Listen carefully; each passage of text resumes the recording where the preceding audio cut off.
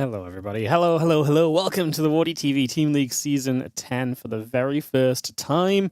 We're super excited to get into it and start casting some Team League games, and we're not going to waste any time. If the players are ready, we're going to get started. The first matchup of the tournament is going to be Serel versus Nicoract. As we get this on the way in a couple of moments. Do I not have Team League logo on this screen? Apparently not. Give me a second, guys. Bam! There we go. WardiTV Team League Season 10. Good look, have fun called BASLISK versus STALNIEBALLS to start us off here in the first matchup of the tournament, the first matchup of the day. And we're going to kick off into this with Nicoract versus Serel, like I say. The lineup for today, so BASLISK are the usual BASLISK boys, but they also have Goblin on their team. This is an exception we made to the rule because they have some issues with the playoff dates otherwise. So it'll be Serel, Trigger, Goblin, and Rainor.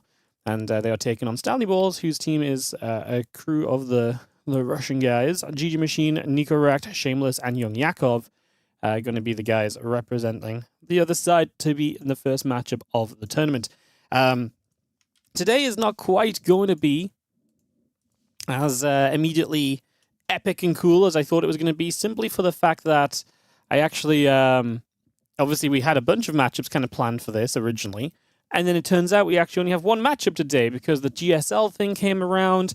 And because the GSL came around, a bunch of the two other matches I had today both included CJ Enters. And as such, CJ Enters couldn't play today, etc., etc. So it just became a whole thing. So we only have one matchup today. So it's going to be pretty short and sweet, a little dipping of our toes into the Team League water. But tomorrow we come back with 4 best-of-7s in the Team League. It's going to be awesome. We've got some great teams in this event. I was talking about this a lot, but basically the entire front page of the Oligulac rankings are signed up in one team or another. So yeah, I think it's going to be a lot of fun. I don't know what STALNIEBALLS stands for, but they have a full-on logo and everything, which is very, very neat as well. As we start our very first match of this best-of-7. In the top left, it is Nicoract, and he takes on Serel in the bottom right.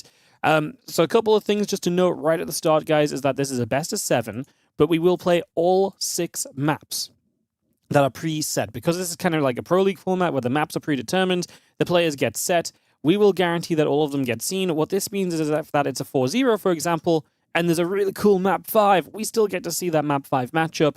It also means they're guaranteed a certain amount of games on every day, right? If we do just like, a couple best-of-7s, it's 4-0-4-0, that's 8 maps, it's not a lot. 12 maps is a lot more reasonable. It just gives us a lot more consistency in the tournament format and so on, so that's going to be the idea there. So we are going to cast all 6 best-of-1s. If we get to a 3-3 scoreline, there is a best-of-7 ace match, but the ace match is only played if we get to 3-3. So very similar to old World Team League format, where World Team League obviously had 6 maps that were played. The ace match only gets played if we get to the ace match and it's actually necessary. So, yeah, funny enough, the GSL thing just wrapped up minutes before I started. Yeah, I know. I really thought it might, but the players were a bit concerned. They weren't quite sure, so they weren't 100% about it as well. So, yeah.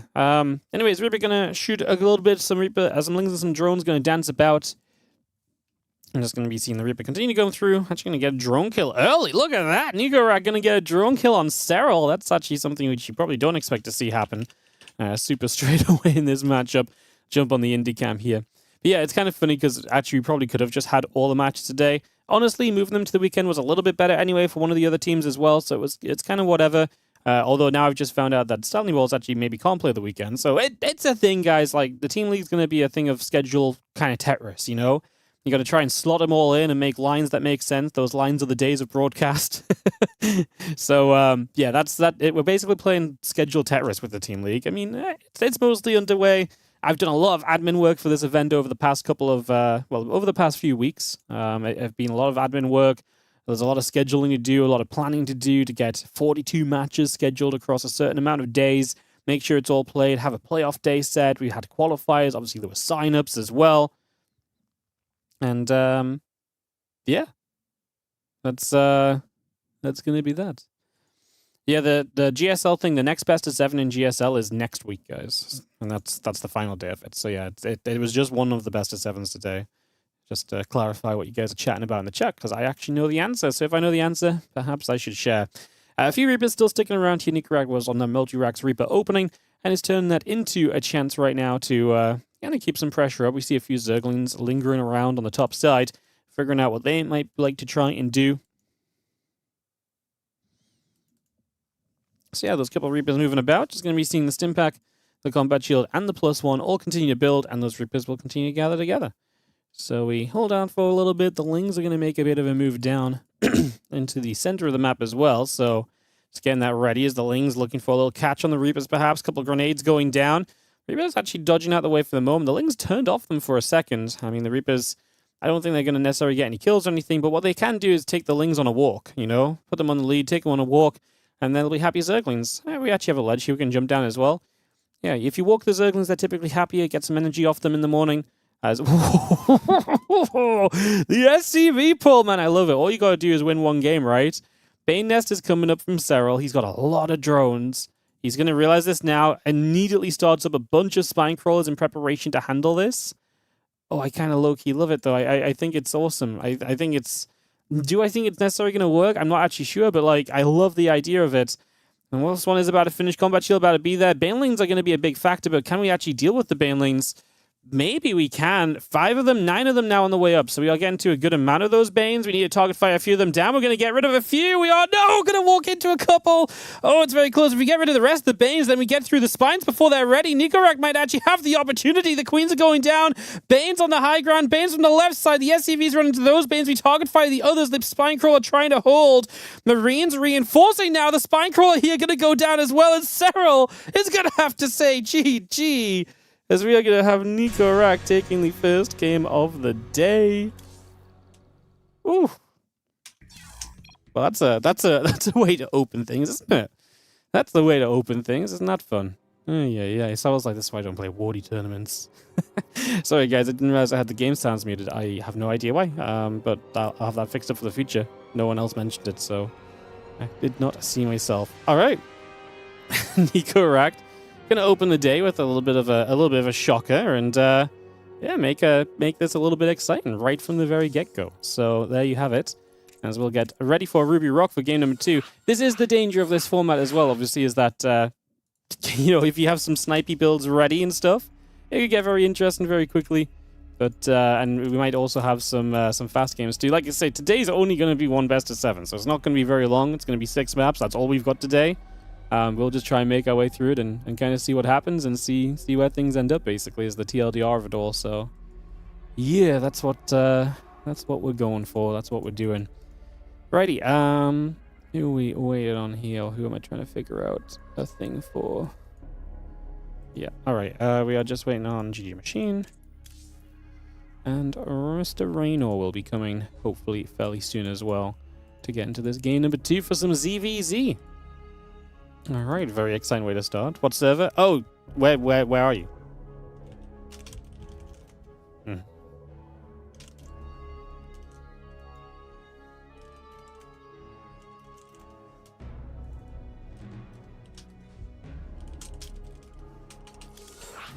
Alright, we swapped down here. That would make more sense. Because Rainor is in Korea. Then it means we need a coin flip. So let me flip the coin. Let's see who gets the server preference.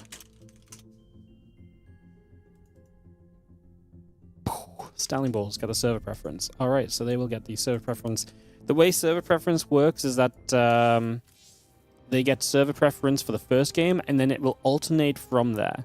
They can't pick which game they use it on. It literally alternates from the top of the series to the bottom of the series.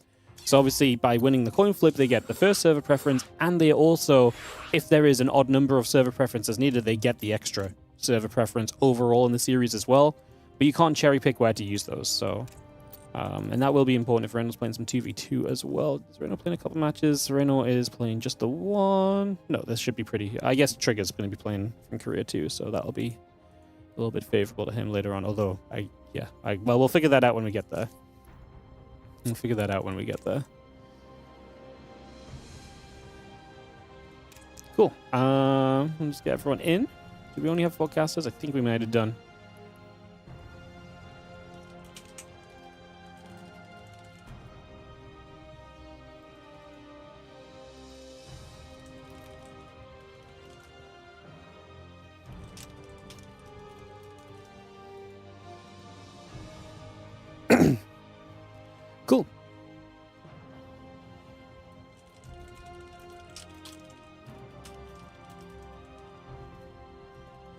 Cool, cool, cool. All right. Yeah, sorry guys. I didn't think about the server thing. That was just obliviousness from my side. We'll kick this off. Yeah, sorry about no game sounds. It's gonna be fixed from here on out. I just hadn't pressed the button on my thing. It's funny because like, so what's happening is basically I got this new audio setup a little while back, you might remember. And what's basically happening is I got comfortable with it. So in the first few days, I didn't make any mistakes with it because I was like really on edge about it. And now I've gotten comfortable with it. So now I got comfortable with it, and I'm at the point where I'm like, it's fine. And now I'm not double checking things as much as I did before. So I'm actually need to just relink my brain to double checking it. So apologies on that one, guys. A little bit sad to start the day with some, not really an audio issue, but a thing. Thank you, Siri, by the way. I opened up the stream at the 41-month reset. What happened on Monday? I had the day off. I was doing some stuff. IRL couldn't be moved, so yeah, we had to relocate the Monday Cup to the Tuesday. Apparently, that's all Clem needed to be motivated to come and win one again after a little while. So there we go. As we have in the top left side of the map from BASLISK, the Blue Zerg player going to be looking to try and bring it back for BASLISK as they actually are down a game. It is going to be Rainor. In the bottom right, our red Zerg is GG Machine. Man, that last game, I really felt like Nicoract was... I almost felt like Serel had it, because there was a couple moments where I was like, oh no, there's the connection. Like, there is the Baneling that's going to get through and, you know, ruin our dreams of this game and ruin the dreams of Nicoract. But he just didn't quite get enough off those Banes. The spines weren't quite ready in time either, even though it was a very quick response to him, from him overall. So, yeah, very interesting, very cool. Excited to see what happens as we continue this series. Obviously, STALNIEBALLS will come in as underdogs. Map wins obviously going to be nice. Get your map score up over the course of the tournament is generally going to be a pretty major benefit. So that's something we're going to, you know, hopefully see continuing a little bit. And may come to help them out a bit further down the line. The only sad part of this format is that there's not really a good way to... There's not really a good way to benefit teams finishing, like, outside of the playoff ranking. Like, I don't have the prize money to give out. We're not doing a big enough playoff bracket that, like, every team gets involved. It's not like World Team League where it's like that gauntlet of a bracket. Maybe that would have actually been kind of a cool way to do it. Maybe that would have actually been kind of neat now I think about it. But what we are doing, guys, is obviously we're just testing things this season. We're kind of, you know, first time back doing a Team League in a while. So absolutely going to take feedback. Absolutely going to look at it. And providing no other big Team League starts up again anywhere, we're probably going to look to do Season 11 at some point. I don't know if that's going to be later this year, if it's going to be next year. But if this is good, if this is fun, then yeah, this is definitely kind of testing the waters again. So far, my own personal feedback is it's a lot of admin work, but if it's good and if you guys enjoy it, we'll obviously look to maybe bring it back. I think Team League action is very cool. I think for me, it's really nice because for me, this is a way to kind of mix up the tournaments a bit instead of everything just being basic old 1v1 stuff without being kind of crazy. Because like a lot of people are like, wow, we want to see some different things and some different tournaments and this and that and whatever. And I'm all for that. What I'm not for is I just like straight up normal StarCraft 2, right? Like I'm not looking to play things with mods or whatever or any of that kind of stuff. I just want to watch some really good normal StarCraft 2, you know? And this is a great way to watch some really good normal StarCraft 2 without kind of stepping outside of that kind of boundary or anything. So, yeah, I kind of like it. Any plans for a streamer Civil War 2? Absolutely zero. Okay, no. If someone wants to donate $20,000, sure. So if you're out there and you're like, man, Cast of Civil War 2 would be really cool, and you have 20k and you just want to drop it on Cast of Civil War 2, go wild. But that is legitimately the only way. That's it's so much work. You need a good prize pool to begin with. I talked about this a lot the other day, but recreating the Cast of Civil War in general, I don't love the idea of, because I feel like the last one was just so good. It's going to be so hard to recreate something that even tries to match it, never mind actually matching it or surpassing it. So yeah, it's it's very difficult. It's just very difficult to justify putting the time into. I mean, I lost money doing Cast of Civil War, which is crazy because it's like one of the best events I ever did. I just lost money on it, you know? I lost money and I invested like 300-400 hours into it. Like, pretty rough. So yeah, it's just really difficult to pull off. And the problem is like we could probably pull it off on a smaller scale, but then it doesn't feel cool because it feels like we took this really cool thing and we do it worse, you know? So it's like, yeah, It's yeah, it's pretty it's very much so a passion project, and I'm too busy running all the other StarCraft 2 events I run to take on a passion project that's based around running a StarCraft 2 event, you know? So yeah, it's a bit of a factor. As you see, the roaches are coming across the map. This is a ZVZ GG Machine, young little Russian player here who's representing the STALNIEBALLS, and going to be coming in to try and see what they can do. Sending some roaches out across the map. Just going to see a few lings nibbling around. The first roach is arriving. Rainor's going to start up a spine crawler to get some defense prepared. Just going to see the few lings coming about. A little cancellation right there as well. Nothing too major just yet still. Just going to see the lings and the roaches still moving about for a couple of seconds, figuring out exactly how they want to go about things here. Rainor going to bring his lings to the front. You're going to see a few of these Banes morphing in as well. A couple more Zerglings going to fire back, and we are going to be seeing these other Banes just going to wander through. A little Baneling connection going to land right there as well. Just a little shot coming in. A couple of Banes will continue to roll up toward that mineral line, and the drones are going to get blasted. 4 workers. GG Machine currently still has the army supply lead and is currently still pressing on the front door. He can avoid that spine crawler. He needs to step to the right just a tiny bit, avoid the spine crawler damage.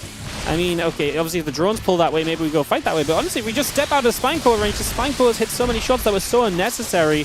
GG Machine is up in supply right now, 63 to the 43. The roaches going to keep on dropping. A couple more lings are going to roll on in, and this is going to be GG Machine. I mean, I don't know if he's going to really keep this going at all. He's going to start droning from now instead, in fact, so we see him kind of looking toward the future already, but he is absolutely, I mean, yeah, these lings maybe need to step back. Man, the only thing I will say is imagine this fight if the spine didn't do so much damage. Now we still have a lot of lings. This is scary because Rainor's not got a lot of units. The lings are going to threaten the base, so you kind of have to defend this as Rainor. And because of this, Rainor's actually still got units as well. In fact, Rainor's still building units. I think he just wants to go across the map and fight in the end scenario of this, in which case GG Machine needs to start making units right now. He needs to recognize, oh my goodness, you're making units, you've only got units, and I need to get my own units out, because right now he's teching, he's upgrading, and he was droning. He's now going to start building spines. Rainor adds a couple drones behind this now, but he made units for a long time here. I don't know if that was because he thought there was more aggression coming, or if he really did just kind of plan on going across the map. I mean, right now he is moving across the map. I don't know if he's got enough to necessarily make much of an impact here. He's going to start turning around, but that means he's been down 15 plus workers for a significant amount of time as well. And we do see a couple of spines going to cancel there, so once you see that your opponent's not committing across the map, you can send it a little bit and just cancel those spines and get, reset yourself. GG Machine in a great position, but we know Rainor is a very, very solid player, so we definitely expect him to have a shot to kind of continue with this.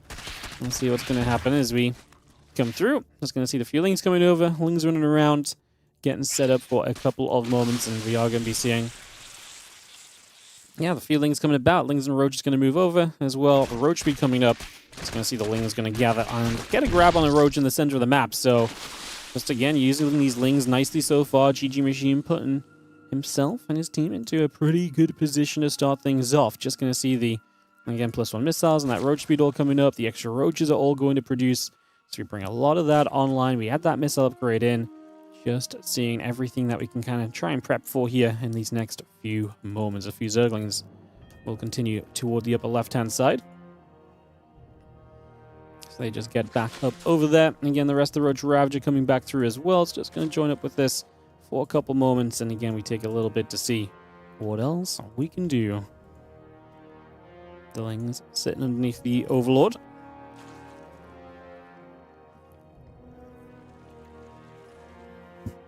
It's a good amount of roaches. 80 to 60 supply.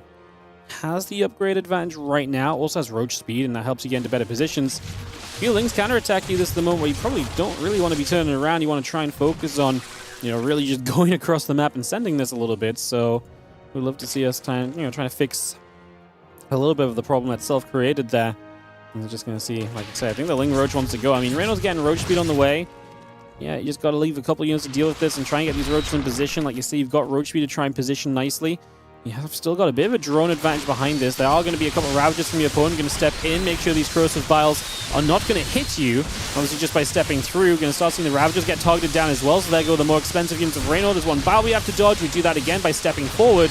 There's that pesky Spine Crawl. I'd love to know how much damage it did in this game. This one Spine Crawl already has 10 kills on it. It may not pick up many kills here, but again, the damage you're just chipping through the roaches with definitely helps you. Feeling's going to get in front as we're going to try and chase this down. GG Machine looking to just make today an absolute upset fest to start things off. Is this going to be okay? Fighting in that spine crawler range is dangerous. I'd love to see that Ravager maybe be targeted here. I feel like that's very doable. He continues to run towards it. He's very committed, and I think so he should be. And it does seem as though BASLISK are going to be having to dig themselves out of a hole to start the day off. The Roach is onto the spine crawler. The drone still pulling through. And that is just drone after drone going down. GG Machine gonna ZVZ his way through to a 2-0 lead for the S-Balls. Oh my goodness. BASLISK, #1 seed in the league, are down 0-2 to start it off. And now, even more exciting, now we go to 2v2. So I'm not even sure what happens from here.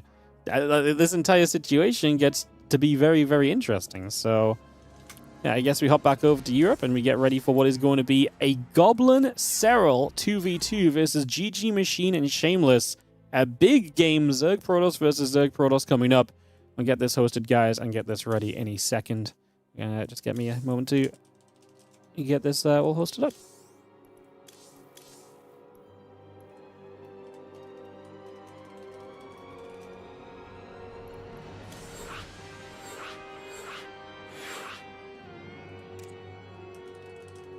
I'm going to drop the lobby link down, and it is a 2-0 lead for Team SB.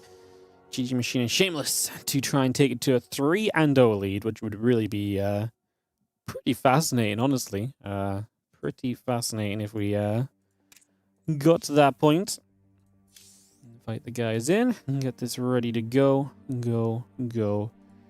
Apparently no one's joining my lobby. I don't know why, but we'll take a second, get that sorted, and get everyone in here. Alright. Did BASLISK pick up Goblin permanently or just for this? No, Goblin's just playing with BASLISK.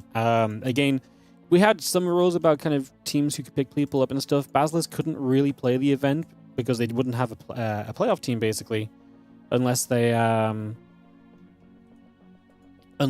picked up an extra player. So we allowed them to pick up one player along the rules of what kind of teams that were morphing just for the event had to play with, which is that they couldn't pick up like a top 15 player, basically. So yeah. Alright, Serel Goblin. I'm going to be taking on GG Machine and Shameless when I find them. I do not see them right now, but I'm sure they're helping back over. Coming through.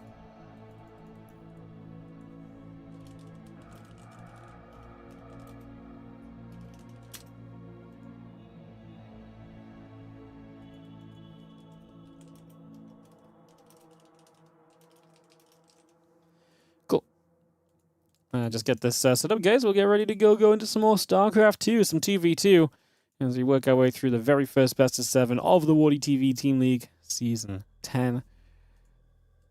We're kind of zooming right now, which is fine. Like, today's just going to be a short day. The thing is, zooming usually be good because we've got loads of games to get through. Just today's the day where we probably don't have a load of games to get through, so, you know, because, like I say, we had a couple matches get cancelled today and get moved around. We're playing scheduled Tetris as well, so, like when they picked up Showtime for Chinese Team League, yeah, same. It's just a partnership. And like I say, there was pretty strict rules. Like if you're an established team, you weren't really allowed to pick up a player. But we have the overarching rule, which is that, you know, exceptions are allowed. And the exception in this case is that BASLISK just could not play because they have some issues with the playoff dates. I think one player can't play on the playoffs, and they're a 3-player team. So obviously we're going to let them pick up a player to play in the playoffs still, right? Like, you know, that just makes sense. It's very much so common sense rules, you know? It's very much so common sense rules. So, yeah, if it makes sense to let them kind of participate like that, we'll let them participate like that, you know? Like, yeah. Roddy? Yeah, Roddy said, like, obviously I could play, but, like, it's going to ruin your league. You know, Roddy is not at the same level as the other guys. I think it's fair enough to say, like, you know, they don't want to put Roddy out.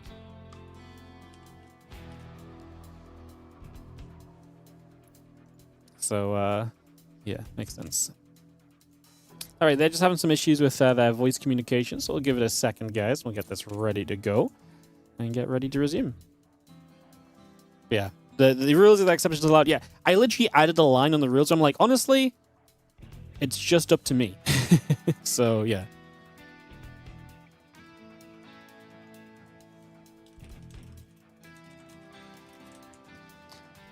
Like, at the end of the day, like, I feel like I have a pretty good idea of what makes a good event and what makes sense. Like, no one's trying to game the system at the end of the day. Like, BASLISK aren't picking up Goblin to be like, we need to be even stronger. Like, they had a good reason. It made sense. Like I say, this from my point of view was absolutely fine. So yeah. Yeah. And the Crank team, that didn't go well for them. Yeah, basically that was like what they wanted to avoid. They didn't want Roddy to have to come out and play like 3 maps in the grand finals or something. Yeah, it's like I say, common sense rules all. At the end of the day, we're just trying to make good content. All the players know this as well. They're in for some fun. Obviously, some prize money on the line, but this is a good, a good event to have some fun in, right? We don't have to be super serious and like all of this and that on this one. We can just take it a bit, keep to the rules, but like you can take it a bit easy and do things as needed.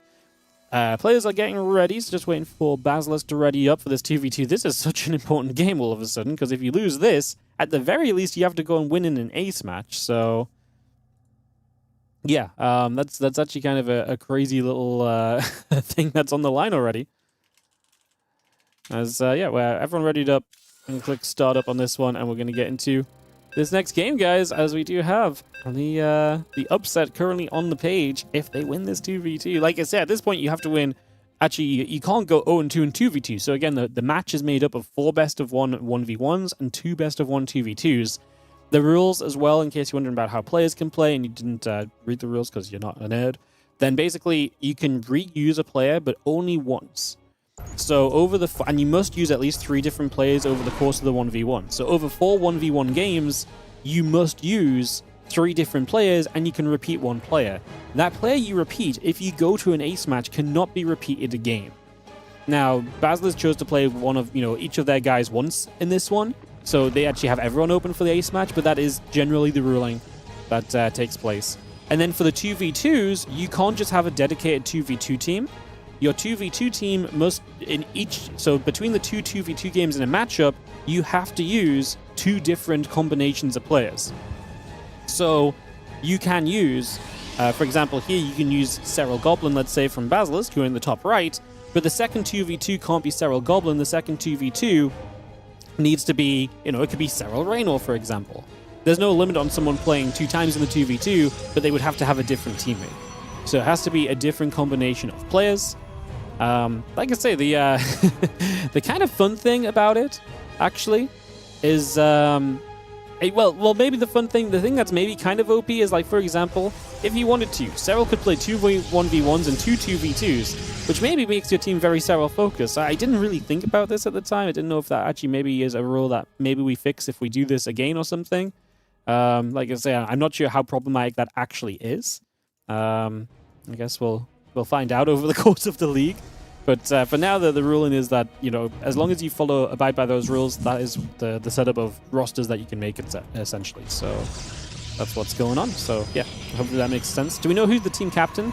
The team captain of the S-Balls is Yakov, and then obviously Roddy is team captain for BASLISK. I think there's a captain logo on. Is there a captain logo on? I thought there might have been a captain logo on Wikipedia, but there's not. Not that it really makes a difference. It's mostly just a case of, like, the captain, does some of the admin work in terms of, like, sending us the rosters in, communicating with the players and stuff, so yeah. Because he's not too good. Yeah, so the second 2v2, we already know the matches on Wikipedia for this specific game if you want to find them. The second 2v2 is Serel and Trigger. So basically they team Serel up with Goblin and then with Trigger later on. So that's what's going on and happening. Couple Lings gonna chase after a Proby. Ling speed coming up, couple Queens and the drones on the way. Nexus coming down, Stargate is building. And we just get set up over the next few moments. A couple Lings will continue to chase that probe.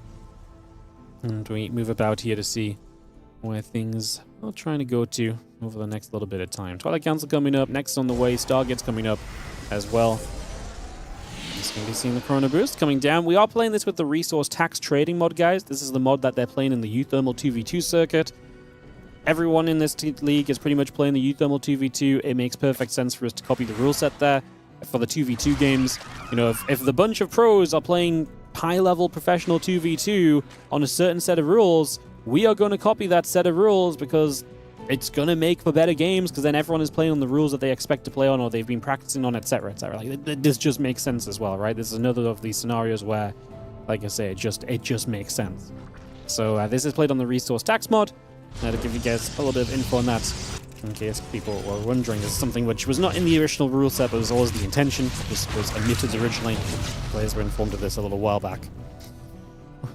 We didn't actually play the qualifiers with that rule in place, but yeah, it's fixed for the main league. The games are replays. We are live right now. Yeah, right now we are live. There is some replays later on, which, yeah, Trigger has GSL casting or something. So, yeah. How much is taxed? So it's not actually taxed. You can set a tax, but we actually have 0 tax, but you can't trade it all until 7 old minutes. So it's 5 in-game minutes you can start to trade. This deters the majority of feeding strategies, which is the main goal, is to knock the feeding strategies down. So, yeah, that's the main goal of it. Knock the feeding strategies out and deny those from being kind of such a big factor. And then we can just fully focus on the other aspects of 2v2, which was very unexplored for a very long time. Let's see Serel and Goblin trying to poke forward with a few Lings here. Trying to get some work done. Lings, the Overlord, the Queen all coming up. A few drones on the way. And Twilight Council researching along. Goblin going to be on his blink very, very shortly here as the Lair and the drones still come through. And we're just going to see those Phoenix continue to come about. It's wild that after so many years, 2v2 tourneys got popular. I think 2v2 is always popular. It's difficult to run, it's expensive to run, and also now, like, all of the top players find it like a fun extra. Before, there was so much 1v1 going on, like, to play 2v2 for a lot of people is like, oh, like, it's fun, but, like, it's, like, such an extra thing to do when I'm already playing so many tournaments, practicing for everything. It's one of those things where it's, like, because there's just more free time in the StarCraft 2 pro scene, you're seeing some, a more fun format like 2v2 kind of actually develop, and actually with some money invested into it, has room to grow. I didn't really have room to grow in the past because everyone was already playing everything and just didn't have the time for that either, So, yeah, a little bit of an interesting kind of development, I guess, over time. Seeing Shameless is going for the typical Phoenix spam. Phoenix very powerful. Goblin gets underneath though, and he does pick up one of those Phoenix already, the Ling Roach Bane. Continue to move up to the top right-hand side. The Stalker's going to be there to push a couple of Lings away again.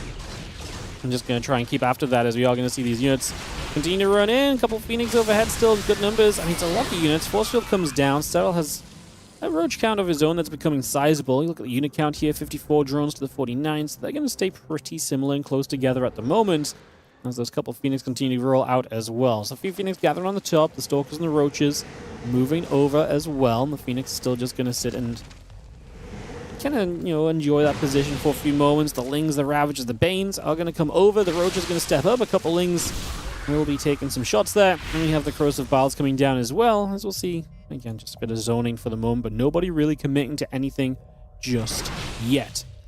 So yeah, nothing really being committed to for the moment here.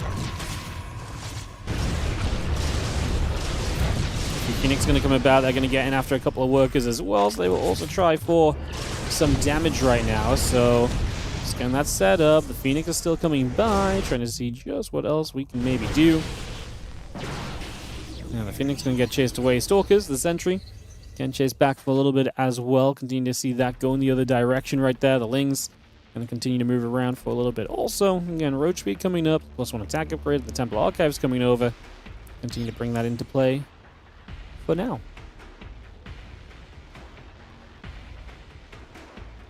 Alright, those Lings still sticking about here. You see +2 missiles. The Roach Speed and the Infestors continue to come online. The Lings continue to move about. The Phoenix going to get a couple lifts. Of course, difficult to get rid of these Phoenix. We've seen Infestors on the way from Serel. Temple Archives on the way, actually, from Goblin as well. So these are a couple of things that might help. The Lings can get cancelled on a hatchery during this. Serel losing his 4th base. Again, those Phoenix have been very oppressive in terms of what they can do, but it's going to be more difficult for them soon, especially with Infestors and so coming up. It's going to be a lot scarier for them to just kind of run in and trying to do as much. Going to definitely put yourself in a little bit more danger if you're not careful. So things to watch for is the Lings, Roaches. Going to defend over here. Supply-wise, always an interesting kind of one to kind of look at the supply. You can see Goblin supply is trailing, but maybe a bit better teched up overall. Again, when you compare the Protoss to the Protoss, and then you look at the Zerg to the Zerg, it's going to be pretty even. Goblin's just got way less workers, actually, but like I say, I mean, that in part of that, you know, you can maybe look at this kind of like a, well, he's been bullied a little bit by those Phoenix too, but then these Phoenix maybe long-term are not as effective, so maybe that pays off for you eventually.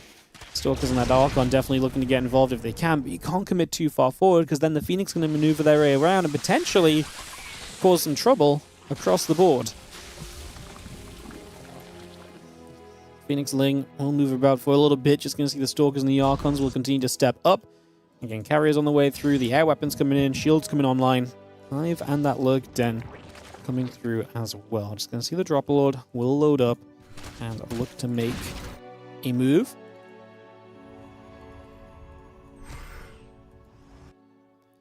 And those Phoenix going to come around that right-hand side. We're just going to send it into this main base again and just try and commit through a little bit. A couple of probes going to get picked off. Stalker going to get grabbed. I mean, this is the problem with the Phoenix.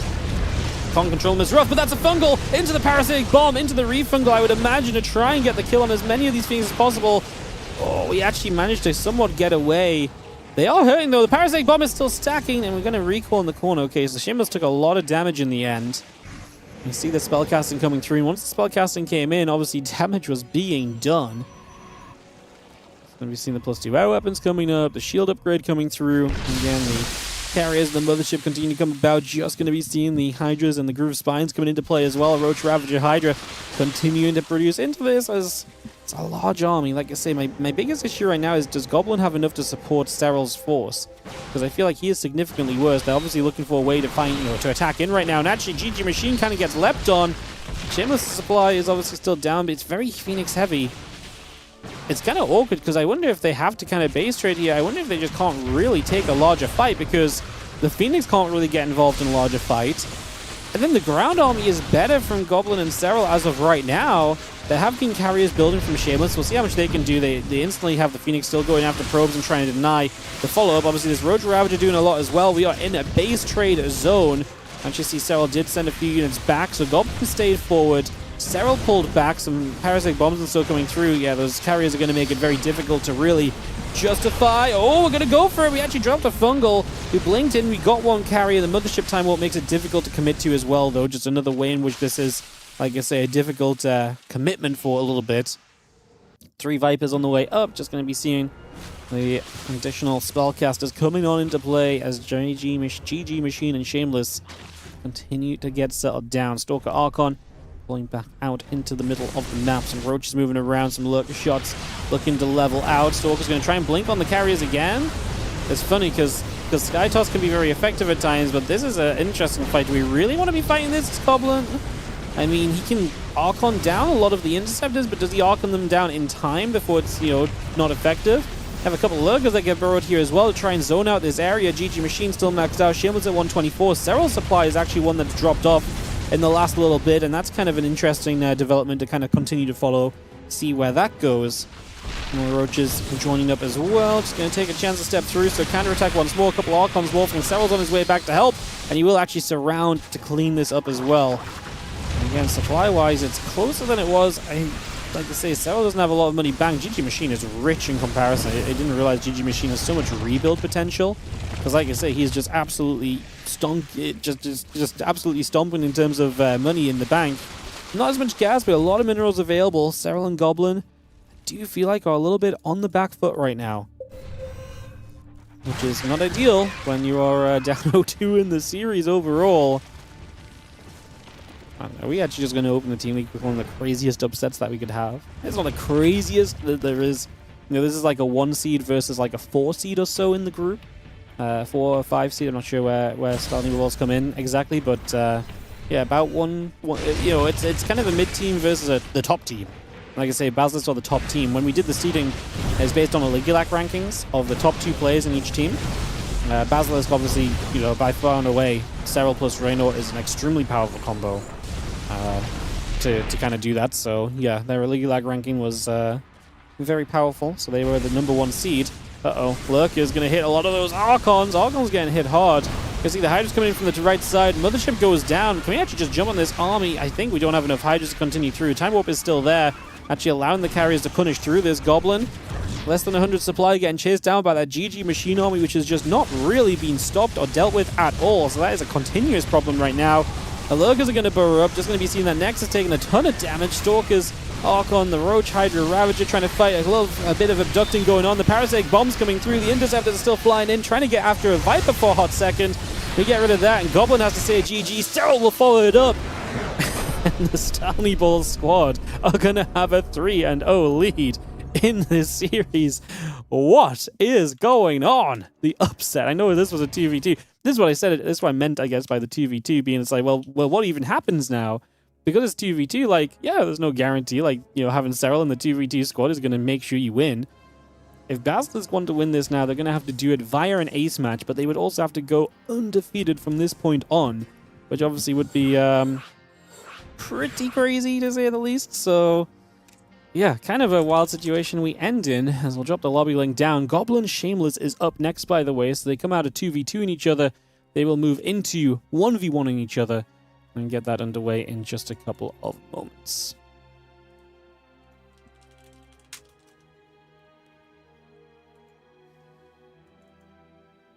Cool. I'm going to try and keep their colors consistent throughout the competition as well, guys, or throughout the match. So I'm going to try and keep the STALNIEBALLS in red and BASLISK players in the blue where possible. So I'll try and remember to do that. As yeah, what's up, Cambo Chess? Thank you so much for the 100 bits. Appreciate you. Thank you so very much. As yeah, we'll just take a couple moments. Time for the reverse sweep. Hey, it's very, very possible, but it's Goblin and Trigger to kind of carry them out of this hole that they're in. Ain't gonna be easy.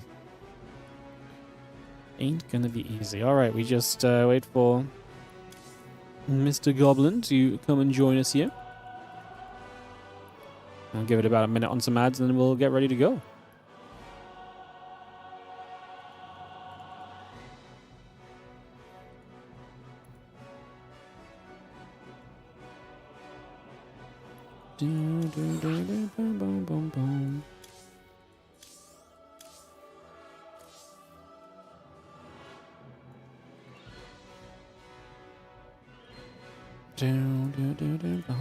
One second, guys. Let me just, while the ads are playing, just send something over to Crank quickly.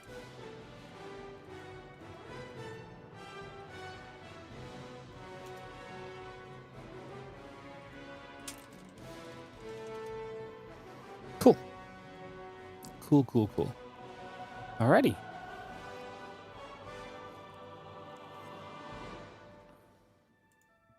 Alrighty.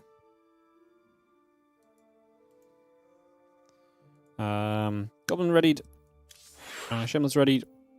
We're on ads, we're good enough. Alright, PvP. To decide BASLISK's fate. That's kind of low-key terrifying.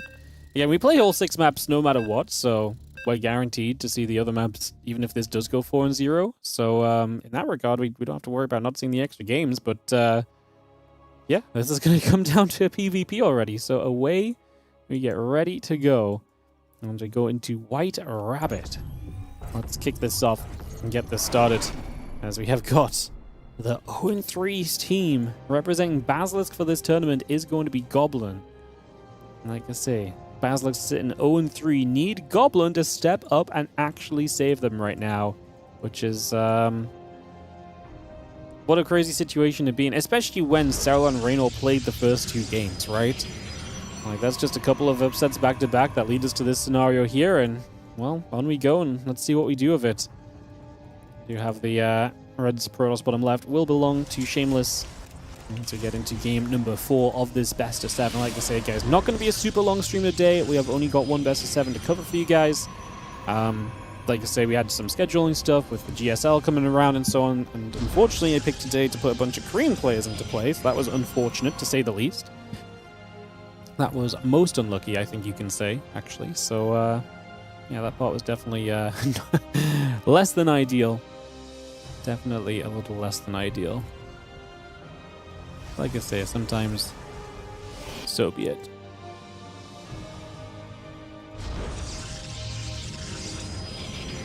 Alright, well, we'll take a second, get set, and just have ourselves Shameless wandering, Goblin wandering, scouting to begin this game. Nothing too surprising in that regard, just to get the blood pumping, everything kind of feeling pretty regular for a few moments already.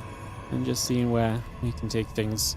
As we do have that scaling continuing. And yeah, the side core and the gates coming up as well. Getting that underway.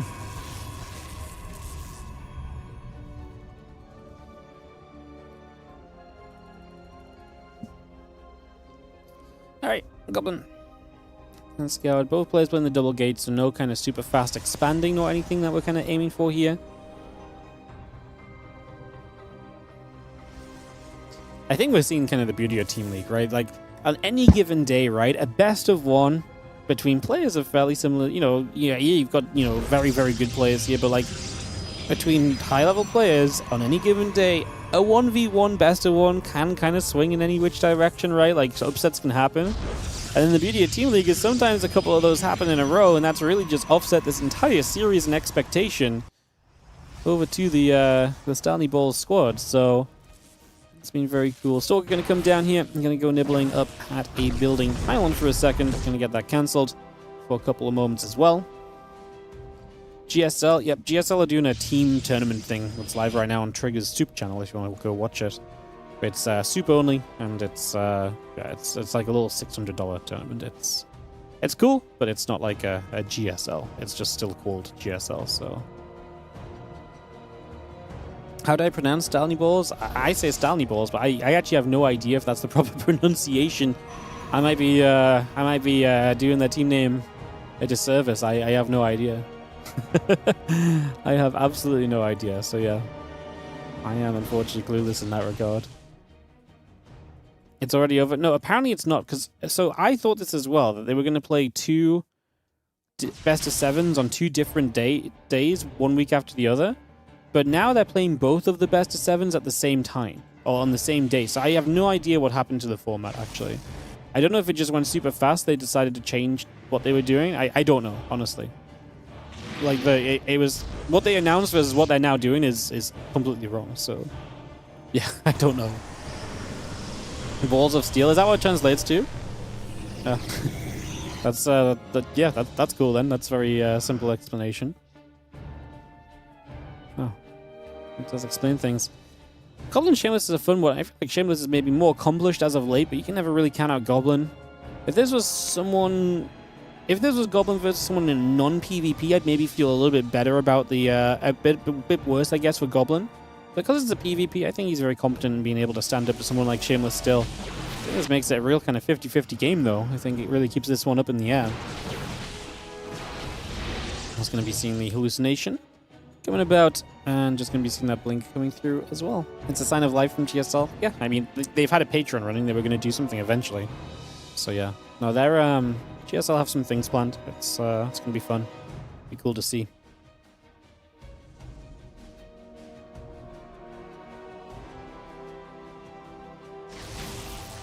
Just going to see that hallucination. Going to take a bit more damage. The loose getting pushed away. Just going to see the stores getting underneath. Hallucination gets taken out already. And getting that blink coming about for now as well. Let's just continue to get that going. A couple of gates coming into place. It's pronounced Stalnie. Oh yeah, Stalnie. I think I'm just gonna call them Balls of Steel, because if we know the translation, that just is easier for me to say and it makes sense to everyone as well. Yeah, maybe we go for that approach. All right, Stalkers and the Sentries will be there. Just gonna see the hallucination popping up and around. Intel sponsoring the GSL event? Really? That's crazy. Is it? But it's only a $600 tournament. I don't understand this. It's like... Yo, what's going on? This is my PC doing this weird FPS drop again. I have no idea why. Until I tab out and back in. That's so strange. I wonder if something is stealing focus on my PC somehow? It happens once a day at the moment.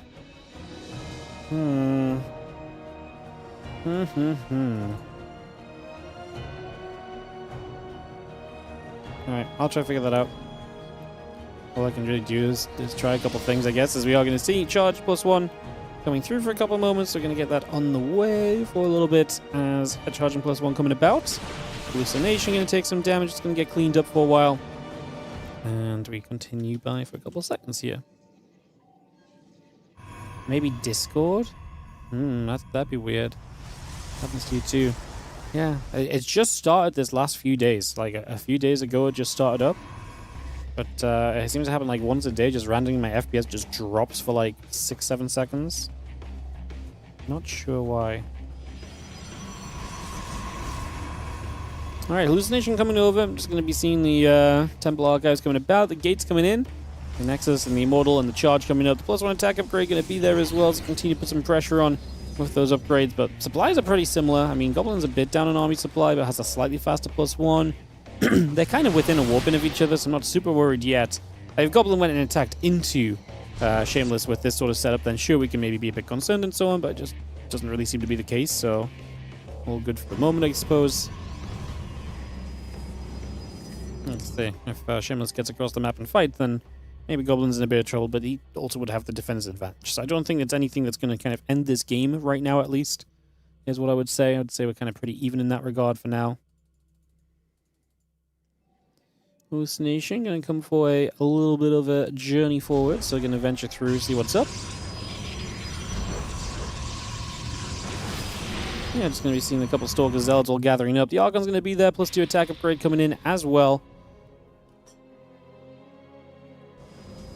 I'm just going to be seeing the Zealots and so coming through. How am I set? FPS settings for running in the background. So StarCraft 2 naturally has a frame rate cap, and it's not, you can't change it within the game. Someone told me you could, the other day, you could change it outside of the game, but then it didn't work. The setting that I tried to use just didn't work, and I never heard anything more about it. So, yeah, like, if I tab out right now, the FPS drops, and I can't change that. But honestly, I feel like the FPS drop that we see there is actually worse than when I just tab out, so, but yeah, I'm not sure, because it only happens for 10 seconds once a day, so I'm slowly trying to collate information to figure out what the hell's going on, and whether we can do anything about it or not. Hallucination coming through and take a couple seconds here. Just going to see the Stalkers. The Archon get after that hallucination too. Obviously, information denial consistently throughout this game is going to continue to be an important aspect. So we'll see a lot more of that continuing in for the next little bit. Just going to see the Zealot Stalker Archon will gather together as well. Take a few moments and continue through with that too. Just going to see the Zealot Stalker. It's going to be there. The Archon getting a couple shots in, so a few hits coming by. A couple more warpings going in over there as well. There's the big warping from Shameless. Are we going to send it? Or are we going to commit to a fight here? Upgrades are even. Army supply is close. Unit composition, pretty similar as well. Very similar amount of units, so there's not much between these two. It's going to come down to who can maybe take a better fight, which generally means whoever doesn't run through the choke point, which right now is going to be Shameless, but he actually breaks through, and a lot of his Zealots kind of get to the front lines quickly. He's going to lose Goblin the Prism, so that means he's going to lose a next round of Warpins. And he did just get a round of Warpins, so that helps. There's a hallucinated Arc on that left side, which maybe would be nice to absorb some damage, but there's an Observer overhead, so Goblin's going to have to step away from this. Again, losing the Prism is sad. He needs to warp in here and just defend this position. He should be able to be fine with a warp in. It's a very close game at the moment, and Goblin will survive, which means that for now, BASLISK also do survive as well. As the Observer gets picked off, we are going to see Shameless still trying to push in. I do like the fact he's got 3 Archons. 3 Archons are very good in this situation because obviously the splash onto the Zealots is huge. Goblin just keeps kiting back, and try and get that cannon of his involved as well. Anything you can do to add to the defenses here would be great. All the action is here. There's no action anywhere else. There's nothing else really going on in this moment. I'm just going to see this fight continue. Now it's 2 Archons versus the 1. The 2 Immortals are still a big deal as well. If they're only hitting Zealots, they're going to be less of a factor, but you can actually see that this defensive position is actually just going to be what wins it for Goblin just being the defender. As now Shameless's numbers keep on dropping, it looks as though Goblin is going to keep BASLISK alive for the moment. Going to see a couple more Zealots coming through. Just going to be having the army of Goblin continuing across the map. Away they go. +3 attack coming in. The couple High Templars coming up.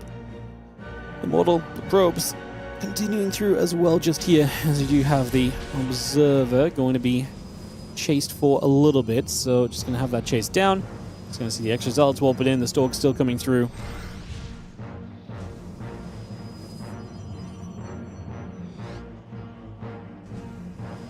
A couple more Zealots still coming by right there. Just going to get those warps straight in. And again, that +3 attack coming up. Get that underway at the moment. A lot of units from Goblin heading down the bottom right side. So heading over there. I see a bunch more High Templars and Zealots warping in as well. The Archons coming through. Another round of Zealots warping in. Also, get that all set up.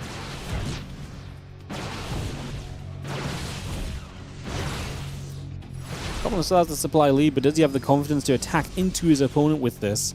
Again, I think one of the big deals right now is he has the 2 Archon advantage. If you can recognize that, that just does so much for you in terms of clearing out Zealots. Got to keep your Prism safe because you want to be able to warp into the fight. That's going to be a big part of kind of keeping yourself alive and rolling in the situation as well.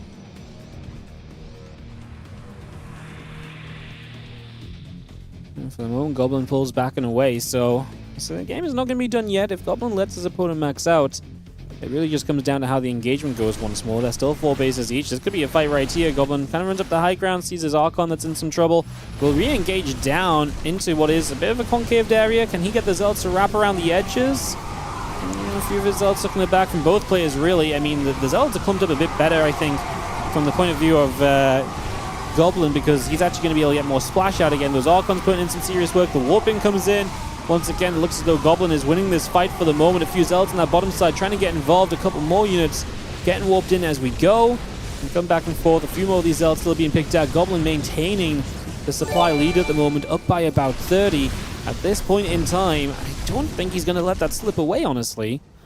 This time around, I think he probably will just chase through, takes another good fight, wins this fight, and is going to be able to send this over to this bottom right-hand side base. I mean, the only thing I'd like to maybe see from Goblin is maybe we could just get a 5th base, right? Like why not just get an extra Nexus at some point of this? You know, why don't we just make that as an an addition here?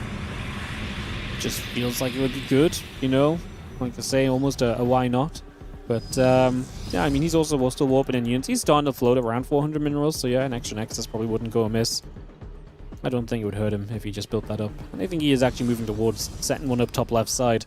At the same time, he's probably within range of just kind of coming in for a fight to try and end this game. Of course, attacking the base is a bit more complicated because there's structures you can hit, and maybe then you kind of get thrown around, and maybe this gets a little bit messier as well, so we maybe need to be a little bit cautious on that too. Archons, Zealots all gathering together here. Just going to see the Archons continue up and through for the moment. Just going to see the Zealots gathering. The Stalker actually trying to get after that Prism.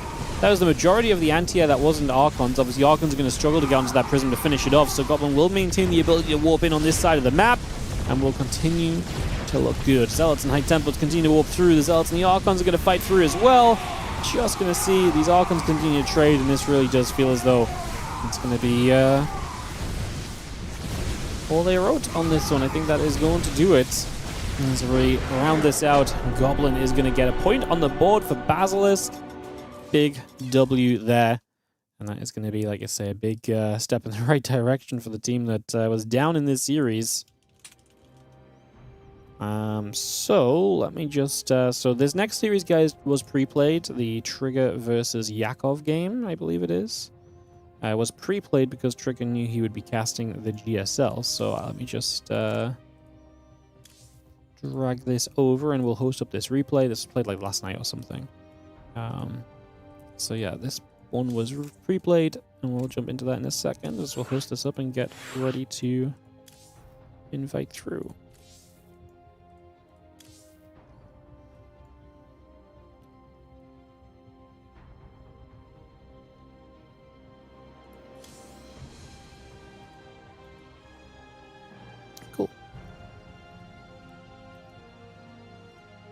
Cool. Cool. Is the 2v2 replay too? Well, that's funny, because I don't have a 2v2 replay file, but then he said... I did get asked about it, so I'm not sure. So I guess we'll be finding out.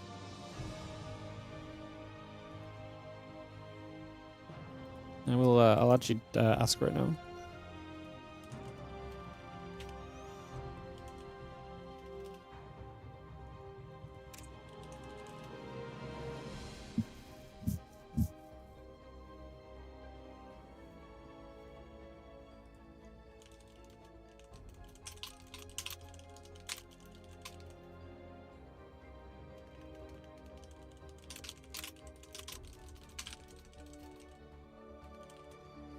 Cool. All right, we'll take a second. Load in. I think we just invite everybody through. I think we're good. Any more for any more? I don't think so. So I think we can just get this going.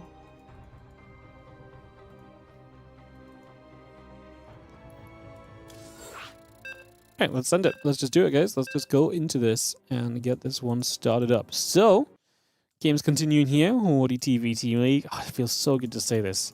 The last time we had a WardiTV Team League, guys, Season 9 ended in... I wanted to double check the year, but now Wikipedia is being slow. Season 9 of the WardiTV Team League ended in 2020. Like, we were pandemicking the last time we had WardiTV Team League. And obviously then Chinese Team Championship came about. That became eventually the World Team League. That became, you know, and not only did they take over the Team League, they also took over the WTL acronym. Because we always used to call this WTL. And then World Team League came around and it was like, well, that's also WTL. And it's kind of the same idea as well. So, guys, sorry, colors are swapped here. This was pre-played, so I didn't get them to set the colors or anything. So just a little factor there. And yes, I can confirm the other 2v2 is a replay as well, guys. So I have the other 2v2 as a replay file. It's just been sent to me. So they did pre-play that as well, just didn't get sent over. So, yeah, we will have that coming up after that, probably with replay as well.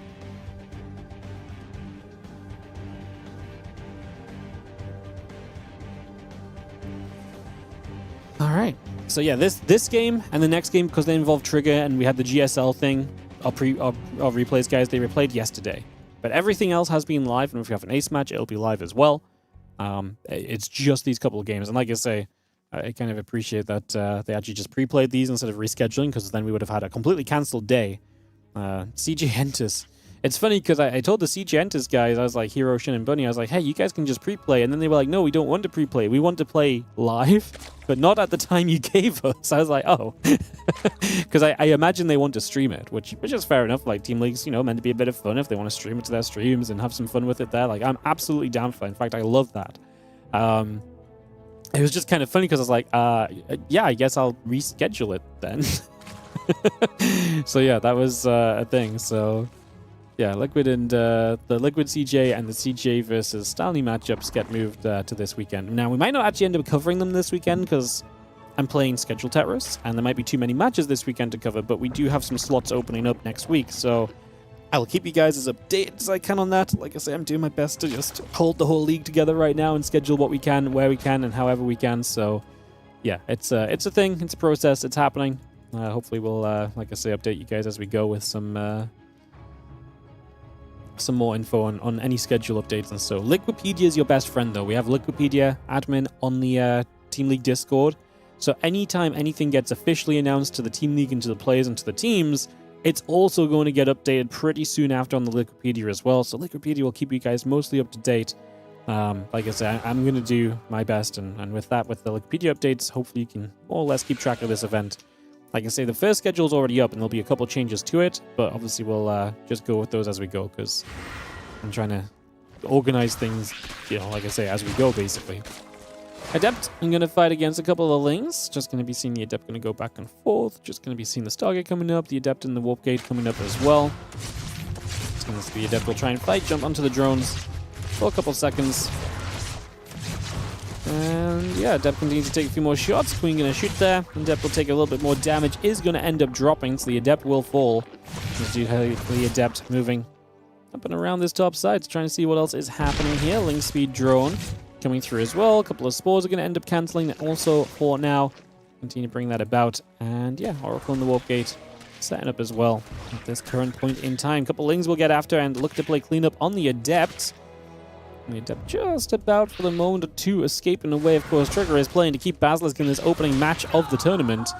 And to not let them start their season off 0-1. What a great start would be for the Balls of Steel guys, though. I mean, you get up to a 1-0 start, you take down the best team in the group to do it. Like, suddenly you're in upset potential range, you know? Suddenly you're kind of, you know, maybe living on the possibility of creating a bit of an upset, and this entire season start to have a very different outlook already, you know? Is it win 3 points, ace win 2 points, ace lost 1 point? No, it's just it's match wins and then map score. So winning or losing in the ace match does not make a difference outside of you have a better map score for tiebreakers. So yeah, we're not going to benefit winning outside of an ace match or within the ace match. So yeah. This is being some good damage early. Trigger's going to kill 6 drones, and this Adept isn't even dead yet, so it's pretty miserable for Yakov early, unfortunately, taking a lot of damage. Queen will fire, Oracle will take a few more shots. A little bit more being done initially. And just see again, there, drones coming through, forging the gateway, coming about as well. Bringing a lot of that online. And getting the rest of this settled in for the next few moments. The usual GSL tournament probably won't happen. We have no information based on that at all. My prediction for GSL is that because they've been taking Patreon money for the last few months, is they're probably going to save up a few months of Patreon money and make one big season of GSL. But they're probably interested in keeping the GSL brand going until that's ready to go. So I would be... I actually, the fact that they're doing the little tournament, I actually think is more of like a setup for the bigger event coming. Like, it's more of, I think it's like more of a, hey, this is like, you know, just reminding you guys GSL exists. Let's start getting people on the platform again so people might actually watch it, etc., etc. So I would actually be more positive about a GSL than we were before this little weird team event thing got announced. So, yeah, have some positivity, guys. Don't really be super negative. This has been a game where Yakov has just been losing drones, unfortunately. The entire way through, it's just been drone loss after drone loss. Right now, another 5 workers down. The Adepts will go down, sure, but 16 drones, 15 lings, and we're not even done. We're going to get one more drone, 17, 15, 18, 15. Yeah, that's a lot of drones that are dead, and it's a lot of lings that are dead alongside it as well. So really not an ideal situation by any stretch of the imagination. Queen's going to shoot at the Oracle, just going to see a few more lings get up toward the top. Trying to see what else is going on. And yeah, Baynest drones, the Hydras, Queen coming up as well. Guru Spine's continuing through. Let's get those setups ready. Who do you see? The Ling's going to try and go across the map. It just feels so bad for you right now here as Yakov when you've taken so much damage early. Playing this game at this point becomes extremely difficult.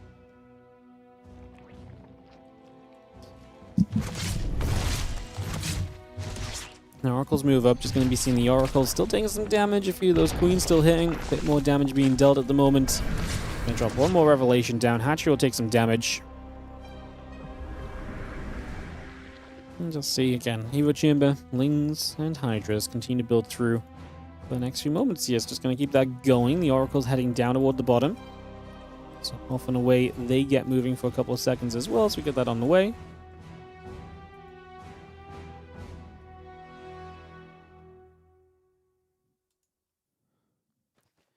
So these Oracles move around. Get that set up. I'm just going to see the Storm and the Charge continue to come through as well. And yeah, just going to be seeing that Ling Hydra still gathering back over on the upper left. So yeah, there's a couple Oracles gather. I'm just going to be seeing the Lings and the Hydra still stepping through for a moment. Hydras will get rid of one Oracle, just going to keep the other over to that far right side. There's going to be the Prism setting up for a little warping over here as well. So we will see Trigger. I mean, Trigger should be in... It's a big map. I'm kind of surprised Trigger didn't get a bit more aggressive after dealing so much damage early. Like, to me, this was just the setup to be like, okay, cool, I'm set up great. I can absolutely push and punish the fact you lost so much early in this game. So I'm a little bit surprised that Trigger's kind of still sat back at the moment, I guess.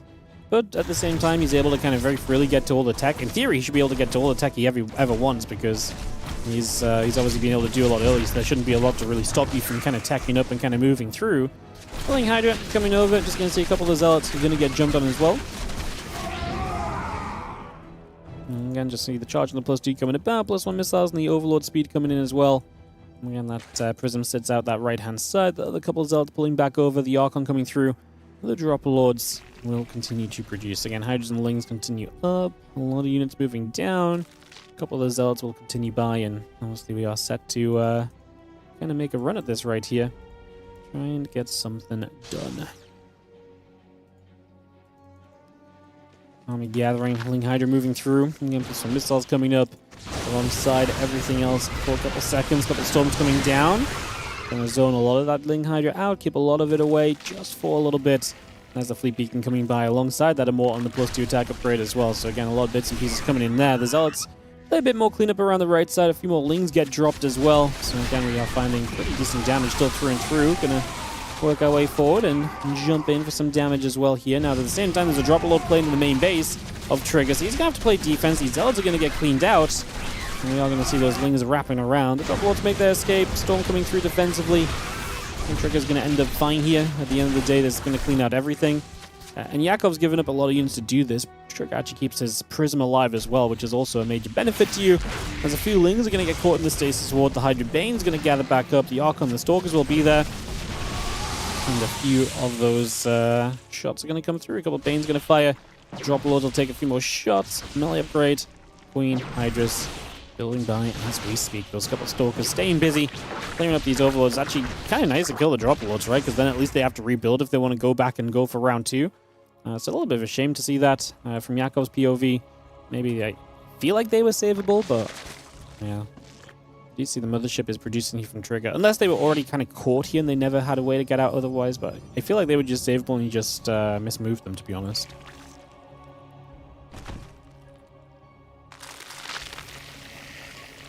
Well, next to Bane's just going to morph in, just going to be seeing the Hydra setting up, but Trigger's supply is absolutely telling us the story that this game is going to be kind of decided. The Zealot's going to step through, the Stalker's going to step up. Hatchery is going to get jumped on, that's an instant kill. Now another Storm coming down, a couple of Banes will continue through. Nice Storm, gets a few of the Banes, zones nicely. Again, Trigger has the supply and the Storms to kind of do as he wishes. He kills a Hatchery and just backs it off. Again, he's playing this very cautiously and not even really against it that much because he's shown us so far that he's able to control the game very nicely despite playing cautiously. Just going to work around, kind of work on an angle where he's not stepping further onto creep to get something done. If he does step onto creep, it's for a couple of moments of a fight, then he's already backing it up as well. Nexus and the cannons coming through. The Stalker's going to find a bit of an attempt onto an Overlord on that right side as well, so Ovi taking a few more shots of damage again. Lingbane Hydra is still making its way over. And we'll see a couple more bits of cleanup still continuing to take place. Let's stay sword off to the right side. As Zealot is also, again, just going to step forward, but kind of walk into trouble straight away. The Storm down once again. The Hydra Bane looking to roll into this. Archon's tanking a bunch of those Baneling connections. We are going to see the High Templar holding through as well. A nice little time warp from the Mothership just to catch the tail end of these units and to keep maybe a couple units alive yourself. Going to continue to try and chase into that and see if there's more value to be found. The Lurker Den, the Lings and the Hydras will continue up. Seismic Spines is a part of that. +2 missiles is a part of that. You can see another couple Tempest shots. It's going to fly away. The Hydra Ling gets chased out of there for the moment. And everything else continues to gather back around. The army continues to settle here in the center of the map from Trigger. Again, what will he do as the Ling Bane is going to make a bit of a dive in? Storms all over the place. A lot of these Lings getting hit already. Just going to be seeing the Storms really well placed. That Mothership doing very nicely for the moment. Doing things kind of as it should. Again, just being there to aid, and the Storms zoning nicely as well. This army of Trigger still just maintaining enough army supply lead that I'm very convinced by it. And the problem is Yakov is, okay, he's getting to Lurkers, so he's going to have something better soon, but Trigger is so ready with the Tempest as well.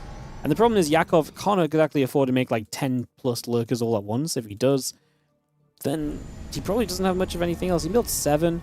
It's an okay number. It just feels so manageable by what Trigger has, especially if Trigger spends the rest of his money in the bank. He's got some minerals and gas he can definitely work through at the moment. Again, Tempest and the Stalkers continue to move up. On the right side, a few Zealots are going to run in as well. I'm just going to be seeing on Hatchery. Going to get replaced. Again, the Hydra Ling Lurker will continue around 2. And yeah, everything else just going to get back into the center. I see the Storm coming down. Hydra Lurker will set up a little bit as well. Just going to be seeing the Hydras and the Lurkers moving up as well. Just going to see a lot of the Zealots going to go around that left side also. I'm just going to be seeing the rest of this army moving up top from Yakov. Zealots will try and make a bit of a dive over to this top left. And again, a couple of Lurkers butter up. The Zealots continue to move around. The army here from Trigger takes a few steps away. A couple of these Hydras still getting just shot at the moment. It's a nice storm onto a bunch of these Hydras as well. On the bottom left side, the few Zerglings are going to come back over. Also, just going to work their way through a couple of these Zerglings. They continue to go down. So again, you see those Lings being sliced and diced. Time Wall comes down again. The few Hydras get pushed back. Zealots move up. Overlord taking some damage as well. Again, the rest of the Ling Hydra still moving through. So let's see the Hydras lunging forward. A Storm comes down, zoning those Hydras back the other direction. Again, the Zealots continue to fight. The Queens and the Hydra continuing to get picked away at. Still, the High Templar hurting at the moment. These High Templars are very low. Maybe killable, just even if you kill them, is it enough? No. Trigger is going to keep Basilisk alive for a second time. Obviously, Goblin the first, now Trigger surviving the second match point. And Basilisk will sit on a 2v2 to determine this series. This series. A 2v2 will determine this series. I know that's very fun. Everyone loves that. Alright, awesome. Let's go into Rohana for what will be this 2v2 game, guys. I will just run ads just in case 2v2 goes long. And it's going to take me a moment to invite people in as well, so give me a second. I'll try and get that on the way.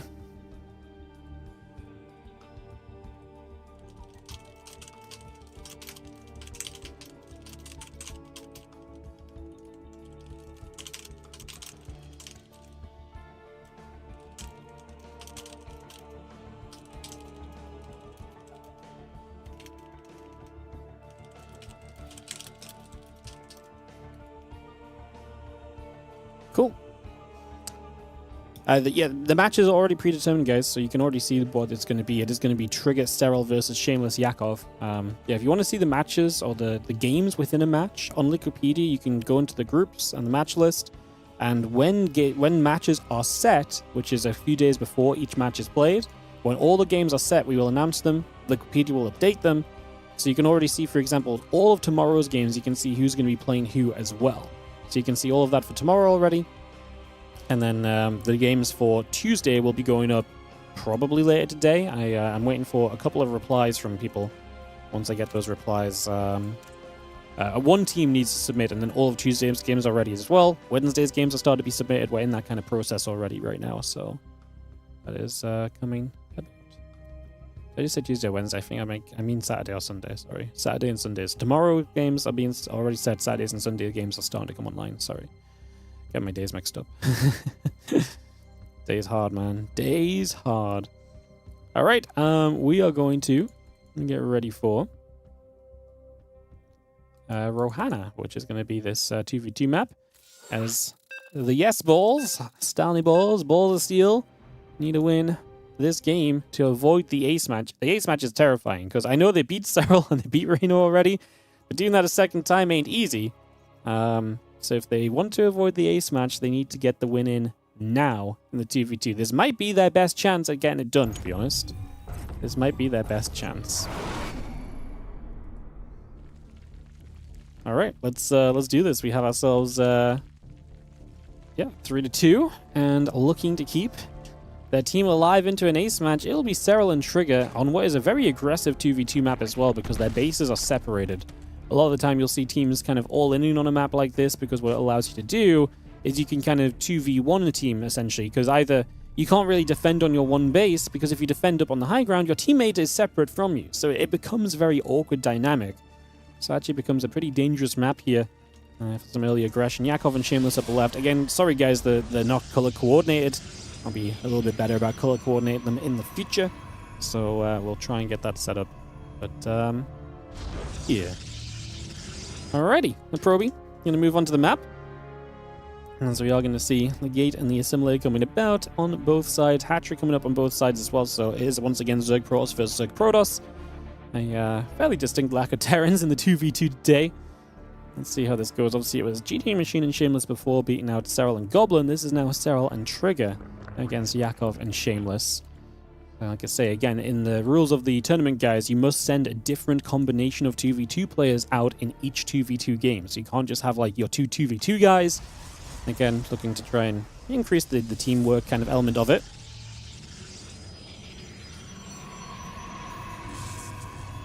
Probe will nibble probe.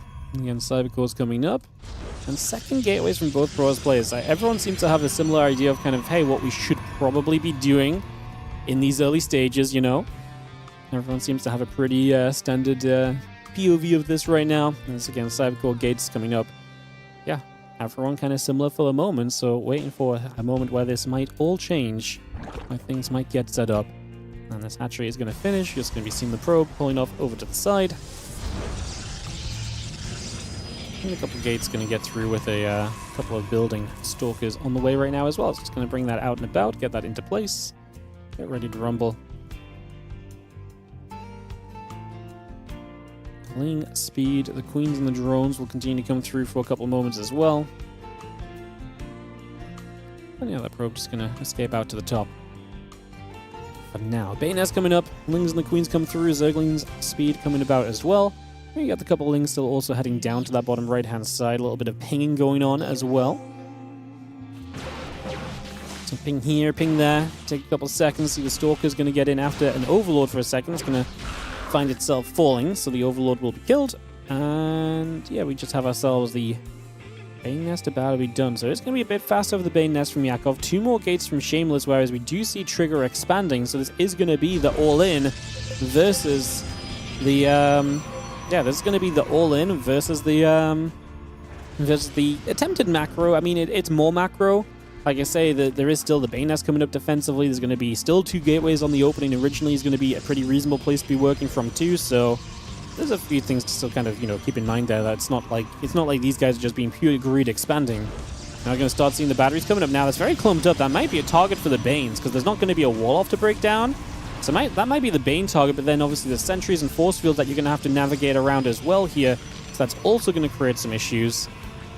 We'll see how those force fields look. It's a slow warp in right now from that pylon. There's not a gate attached to it, so slow warp ins are going to be the call.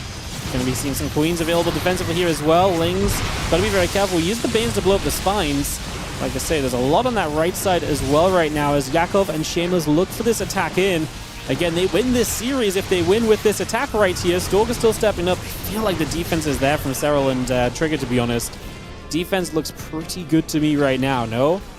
Batteries available, all online. I did think that was a good target for the Banes, but then blowing up the spines helps there too. The fact that Serel still has Banes makes it very difficult for the Lings to get involved. Is a very good amount of Stalkers. If Stalkers can kind of carry hard here, that could be a big part of this. I mean, the Stalk count is fantastic, but like I say, you've got to deal with the fact that there's batteries as well. Trigger's already kind of even with Shameless on supply, although I'm sure some of that is maybe in some extra probes. Just don't know if enough is happening quickly enough here. A couple more Banes going down. The Lings trying to get involved. If we snipe the Banes down, the Lings of Yakov can get more involved, which is absolutely huge. But then Serel is morphing more Banes. There's a spine crawl in the back there. The Banes of Yakov also being targeted as well. We're going to run through. Again, got to try and get rid of these Banelings. Start kiting back, target firing them down one at a time. Queen's going to step up and play a bit of defense in the front as well. Serel and Trigger continue to hold on the front doorstep at the moment. Just going to be seeing a couple more Stalkers warping in. And just going to be seeing the Lings continue to gather up. A couple Banes morphing through. I just don't think it's going to be enough from Shameless and Yakov. I think this is, in fact, a defense. Serel and Trigger are getting it done in this defensive position. The Stalker's still stepping up. The better Ling Bane coming down. It's going to see the Banes are going to roll through. And that is going to be, I do believe, a little bit of... Yeah, I do believe that's going to be a little bit of GG shortly, because I just don't see this being a break at this point. So much static defense available, and Immortal out as well. Immortal might just be assigned to get out of this game. As Yakov has a couple Lings running around, not able to get through. The Banelings have been well kept from Serel as well, being able to keep those alive throughout this and keep the door open. And this is going to tie it up. GG is called from 0-3 to 3-3. Oh, the STALNIEBALLS team had it in their hands.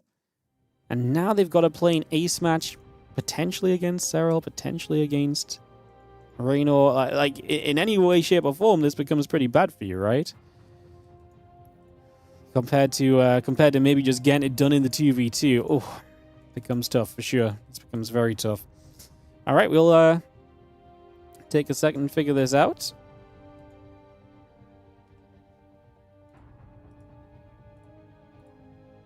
Yeah, what's interesting is that both of these teams sent 4 different players out. So both teams sent 4 players out. So when we get to the ace match, all players are actually eligible to be played as the ace. Again, if you'd played one player twice during the regular games, then you actually get into a very awkward position where, like, maybe you played your best player twice, but then they're not available for the ace. So in this case, they both played 4 different players, everyone is available for the ace, so we'll get that figured out. And we'll get that set into play. I just need to find out BASLISK's ace. I already have the S-Balls ace, so I just need to find the BASLISK ace and we can get rolling.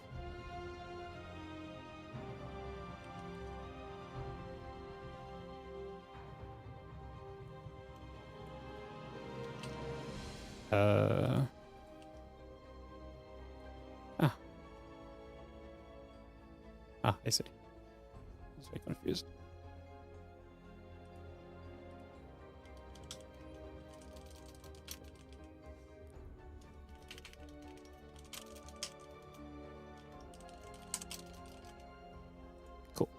Cool. All right, run some ads, guys, because we just need a moment for aces to be selected, and we'll get this ready to go.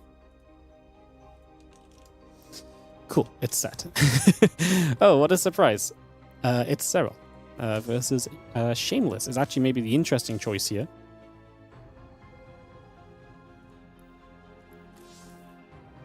So let me host this up. It's going to be...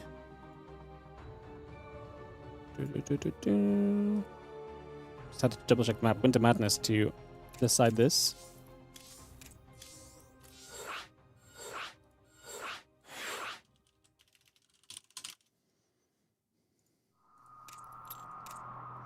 Sweet.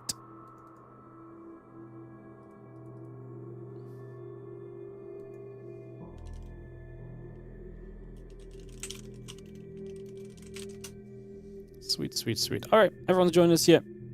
And it's going to be Shameless versus Serel. So we should be able to get that going. Just got the races fully set here. That's obviously just something we need to make sure is correct right now. And otherwise, we're actually ready to go. So that was a pretty quick turnaround. Very nice. Go GLHF. 6 casters. It's Shameless versus Serel. I mean, the STALNIEBALLS have done a great job getting to an ace match, but the momentum obviously is very against them at this point. As it comes to an ace and then Serel comes out to play it, it's going to be a little bit scary for sure. It's going to be a little bit scary. So let's just see what can happen here. Let's see what the game gives us at the end of the day. Let's see if the STALNIEBALLS can find a way, a method, a possibility, some opportunity, anything is the request. Like I say, it's going to be interesting as we dive into the bottom right-hand side. It's 3-3 at the end of it all, and representing BASLISK in the ace is going to be Serel. That's obviously the benefit of not sending your, like I say, Serel out twice during the main games. You still have them available for the ace. And Shameless coming out as the ace here from the STALNIEBALLS squad. And as we get this up and running. Proby coming through, going to drop a pylon down on that front doorstep as well. Man, shows you the strength of BASLISK, right? They lose 2 games, they lose Serel and Rainor lose, but then Goblin and Trigger are able to pull them back and keep them in the series to get through to an ace match. Big result in the end as we go to the ace, but it's going to be odds stacked against Shameless here. I don't know if he's ever taken Serel down, actually. Will be my first question here. Let's have a little peek. Search for Shameless and Serel. Search. They've only ever played 1 time. Wow, that's kind of crazy.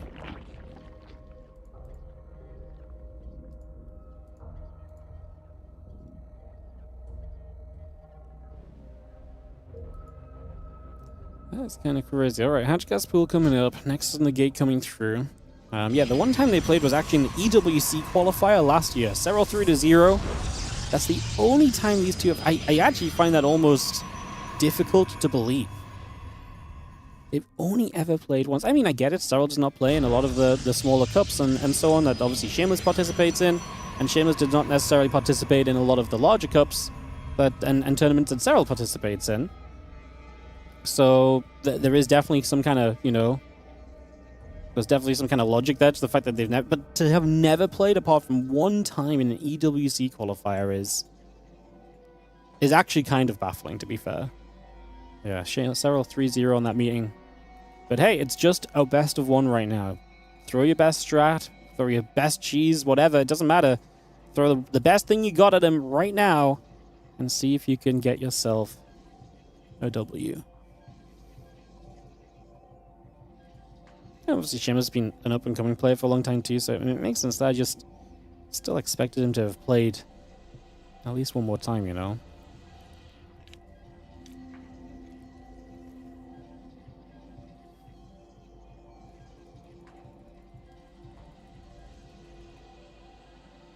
Straight back to it as we resume from the drop, and we have Winter Madness here to be the deciding map of this. Only best of 7 today, guys. Again, some other days we'll have a lot more best of 7s. Tomorrow we have 4. So I think that maybe 4 best of 7s might also be a bit overkill, but alas, we will just try and see what happens. To be honest, that's the game plan. We're just going to try and see what happens. So, yeah, that will be our initial plan of action.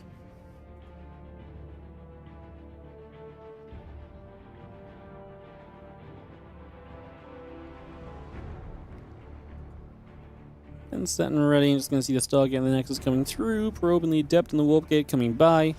Link Speed, Drone, the Queens coming up for a little bit. Again, set in line, seeing what is going to happen here as we just have the Adept going to shade down towards that bottom right side for the moment. Get set up. And cozy right here. Queen going to hit the Adept, going to get a few shots off. A couple of moments of damage there. The Adept will fire. The Hatch taking some damage. Again, so far, so good. Yeah, an Oracle on the Warp Gate still building up. Just going to see the Adept and the Probes building on by. These two Adepts together going to take a chance to step toward the natural here. A couple of Queens going to be there to hit the Adepts in return. The Adepts taking some shots. And cancel up a Spore Crawler. And the Oracles and the Warp Gate continue to build by also currently.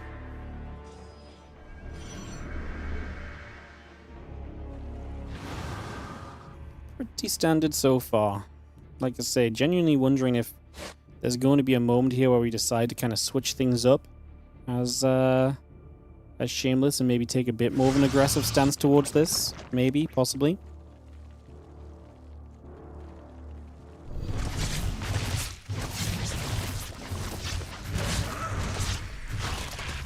Drones.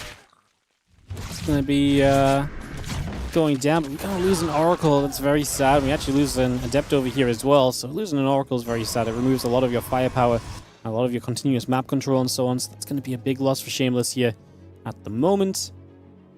And you're going to see the Stalk and the Oracle continuing through Nexus. The couple probes and the assimilators continue to come about just for the moment, so we bring a lot of that online. Getting the Forge coming through. Oracle will take a bit more damage.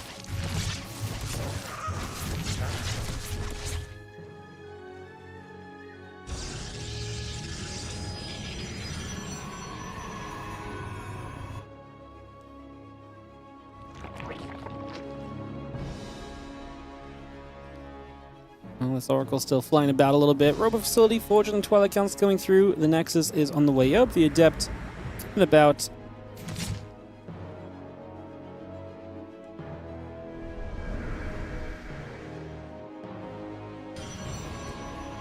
Overlord's still chilling. A couple Oracles flying down. A couple Lings and the Queen's going to be there. We're going to see, like I say, the 2 Oracles at least can still maintain some of the map control for these next few moments. Oracles go back the other way for just a couple seconds. Yeah, the charge and the +1 both continue into play. Robo Facility coming up. The Adepts will fire through.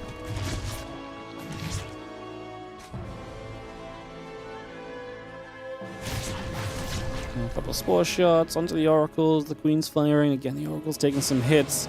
There's going to be the few Adepts that's going to shade by one more time. Stepping up. And again, the first few Queens already taking some damage here. So a few shots coming in.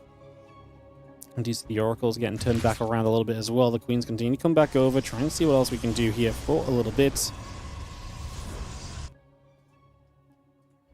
Things, the Hydra Den, Hatchery coming about.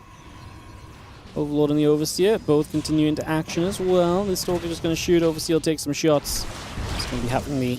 The Feeling's going to round up, get towards the Adepts for a couple of moments also, trying to see what else is going on early.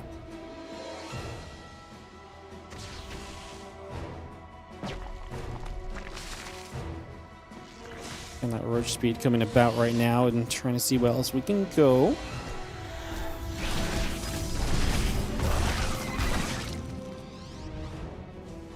Feeling's gonna fire. High Templar coming up. The Archon coming through. Gonna see again charge and the +1 upgrade continue to come by.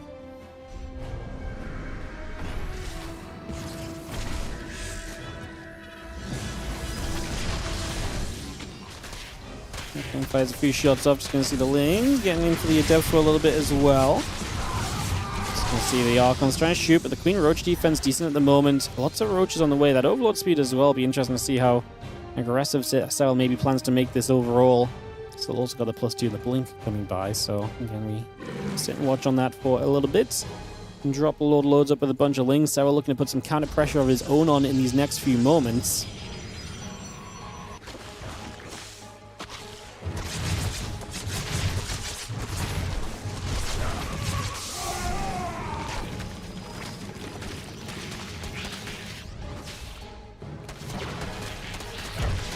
Thing's gonna run through, a couple of probes getting jumped. I'm just gonna be seeing the couple of Stalkers still taking some damage, so again a little extra coming by right now. A few probes going down, bit of damage being done. Where are we gonna go from here?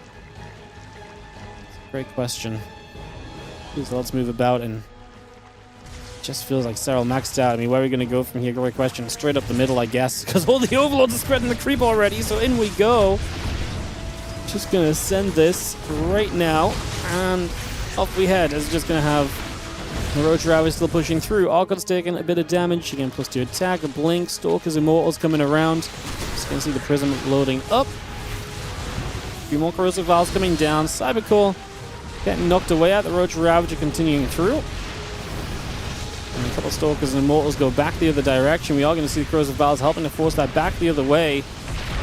Just seeing the Zealot's going to go after the Roaches.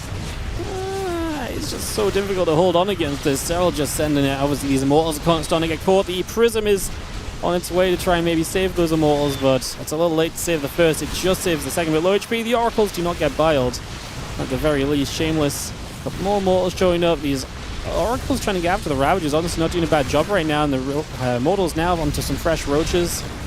It's not going to be enough. Serel looking to complete the reverse sweepers. Man, we really got some excitement in the first matchup of the entire league.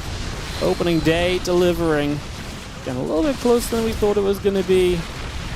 But in the end, the result is probably exactly what we thought it was going to be as well. As we have Roach Ravager pulling back, and the Immortal Archon chasing through, looking to play cleanup and shut this all down. And round this one in.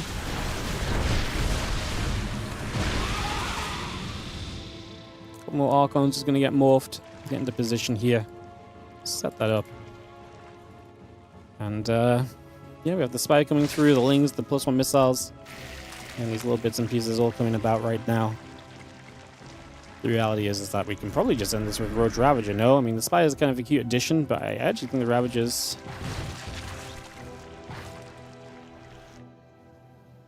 attempt to maybe go the other way.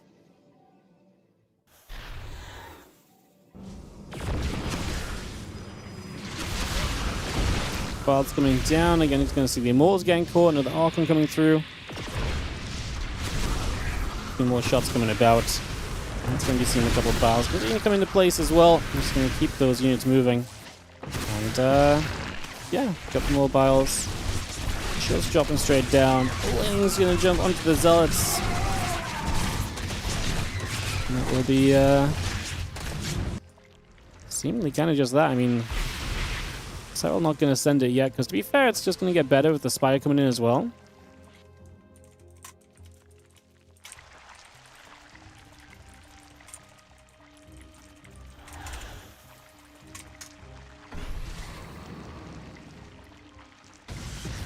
to be seeing the Archon Wall trying to come down. Just going to go for a little bit of a shovel. Corrosive Vial coming in. Just trying to hit towards that position there. The Archon Immortal hanging tight for a couple seconds. A couple more Lings just harassing through Serel. Maxed out at this stage, like I say, the meter's on the way, going to be difficult to deal with from a deficit. Shameless is holding 3 bases. Like I say, he's holding 3 bases. His army will be improving, but it really is the rest of this coming through. What's up, Falcon? Thank you so much for the 71 month resub. The Prism going to get shot down. Like I said, the mutas are going to be the issue. Holding the bases and maybe playing against more of the same is one thing, but having to deal with the mutas, it's a whole different affair for sure.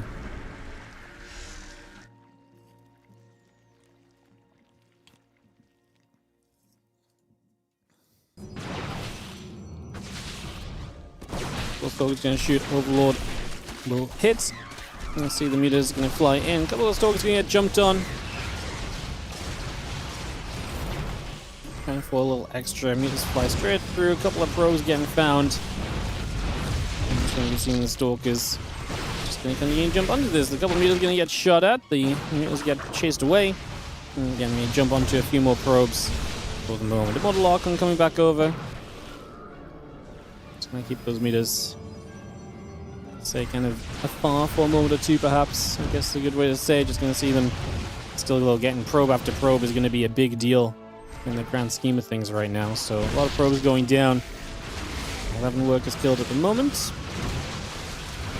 going to see a couple more battles coming about. The Immortal step back to the side once again. Just going to step straight out of that and, well, I mean, you just got Ravagers pressing you on one side, you got the mutas kind of hitting you on the other. Not quite able to get there right now. Just going to see a few more battles. The Immortals have to pull back up that ramp once again, and again, just going to try and stay out of reach there to the best of their ability.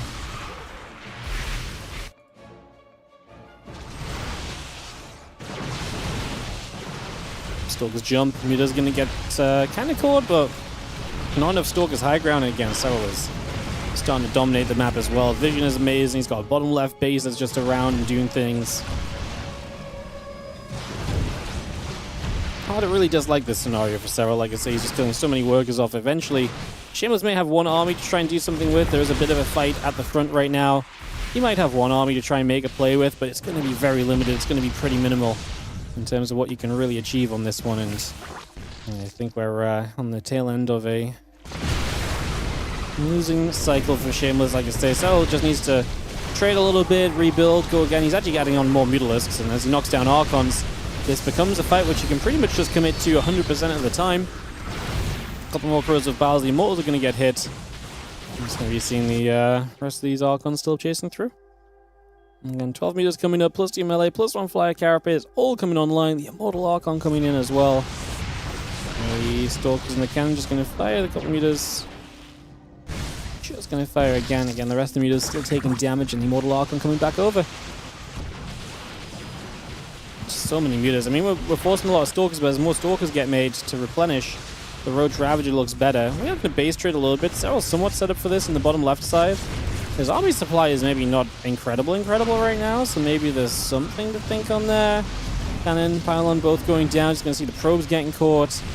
We're looking to just jump on the Stalkers, man. These mutas believe they can just fight them. And if that is true, that's obviously very, very bad for Shameless, because then you're not ever going to stop these Mutalisks, and they can probably just clean up everything in the game. And yeah, Serel is not wrong. He dove on the Stalkers. I mean, do we expect Serel to be wrong? No, absolutely not. But he dives on these Stalkers. He shuts them down. Meanwhile, across the map, Archon Immortal is still clearing up. Like I say, bottom left base for Serel is a nice place to have, considering the situation. He's going to start working on the Nexus before he does anything else. I mean, Shameless is actually... Does he actually have a probe on the map? I'm not sure if he does actually have a probe on the map. What's this? Nope. I actually don't know if he's got a probe on the map to keep building.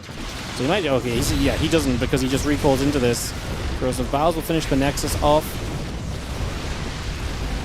Corrosive Battles finish the Nexus off. The mutas dive in. A little bit haphazard. I mean, Serel's still building some extra mutas up, and again, once the mutas win the kind of fight against the anti-air, the rest of this pretty much just gets determined already. Here's we'll turn around. Rope facility in the pylon's going to get jumped on. Shameless has not rebuilt their base and is being revealed. That's pretty much just going to do it. GG, well played. BASLISK bring it back 4-3 in the end from the 3-0 deficit. Serel gets it done. What a banger to start off the tournament, guys. Like I say, the only sad thing really is that today we only have one matchup because we had to reschedule a couple of things. So today we only had one match, and it will go the way of BASLISK in the end, as maybe expected, but definitely not the way we thought it would. So, and Rainor losing their initial matches definitely spiced this up. That's pretty much just going to do it. GG, well played. BASLISK bring it back 4-3 in the end from the 3-0 deficit. Serel gets it done. What a banger to start off the tournament, guys. Like I say, the only sad thing really is that today we only have one matchup because we had to reschedule a couple of things. So today we only had one match, and it will go the way of BASLISK in the end, as maybe expected, but definitely not the way we thought it would. So, and Rainor losing their initial matches definitely spiced this up. I'd like to take a moment just to say a big thank you to our sponsors of the WardiTV Team League. This entire thing is sponsored by one single thing, and that thing, my friends, is the wonderful Crate Entertainment. I do have an exclamation mark crate command, which I'm going to throw in the chat right now. You guys can read that. Crate Entertainment sponsoring this entire event. They put up the entire prize pool for this. They make games. They make games such as Grim Dawn or Farthest Frontier. You can check them out on their Steam page, which I just linked. So you guys can go check that out if you do so wish. We do appreciate you if you do and go and give that a little look. So check it out. Appreciate you guys. And yeah, without them, this tournament literally would not exist. This tournament exists because I floated the idea of a team league in stream one day. And they hit me up and they literally sent me a Discord message. Was like, yo, let's do it. I'll send you the money. Literally just like that. So big shout out to Crate Entertainment. This is obviously just day one. We've got loads of days coming up, guys. Obviously, like I say, this is just the very beginning of the team league today. Like I say, usually we're going to have more than just one match. It just happened today that things went a bit awry with the scheduling. But let's take a little peek maybe at some of the things coming up. Some of the teams you're going to see play in the next few days. Because we're back tomorrow already with more content. Tomorrow we'll be got live with Group B. And we've got some heavy hitters in Group B. Tomorrow we'll have Polish Power versus Onside. You're going to see players such as Laser, Geralt, Zaun, Christiana, Ryung, Maru, Spirit taking part. And then after that, we go into what is already a massive series from Group B as well. Shopify Rebellion against Onside. Björn versus Maru opens that one. And a lot of fun to be had there. I think that's going to be very interesting. As we then have the villains of StarCraft 2 will be making their arrival into the tournament. MaxPax, Solar, and Percival. They are the second seed of the entire tournament based on the seeding system we used. So they are an extremely powerful team. So watch out for them.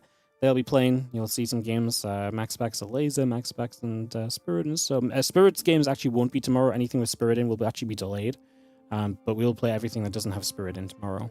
And then Shopify Rebellion against the villains of SC2 as well. Scarlet MaxPax, Björn against Solar. Gonna be some good games here, guys. So tons of games tomorrow. Tomorrow's going to be a big, big day on the stream. So make sure you come by, make sure you drop in, make sure you hang out and watch some games with us. It's going to be an absolute blast. And yeah, that's going to be tomorrow. And then we've obviously got a bunch of other teams. This tournament's going to take place for like a full month. So surprised they have to advertise themselves. Yeah, well, the thing about Crate Entertainment is they actually just love StarCraft 2. The man at the top just loves StarCraft 2. He loves RTS, and he wants to just keep supporting RTS. So this is basically his way of donating while also getting something out of it, because why not? You have a freaking company. Why not use it as a sponsor, you know? So it really is just they love StarCraft, which is amazing. So absolutely go and check out their games and stuff. And yeah, it's going to be cool. Alrighty, guys, that's it for today. Like I say, short stream today. I'm going to go play some Riftbound tonight, so I'm excited for that. Been eager to play for a couple of weeks. I didn't get to go last week, so eager to play. I'm going to go and chill for a day, and like I say, tomorrow we come back with 4 Team League matches. Going to be freaking awesome.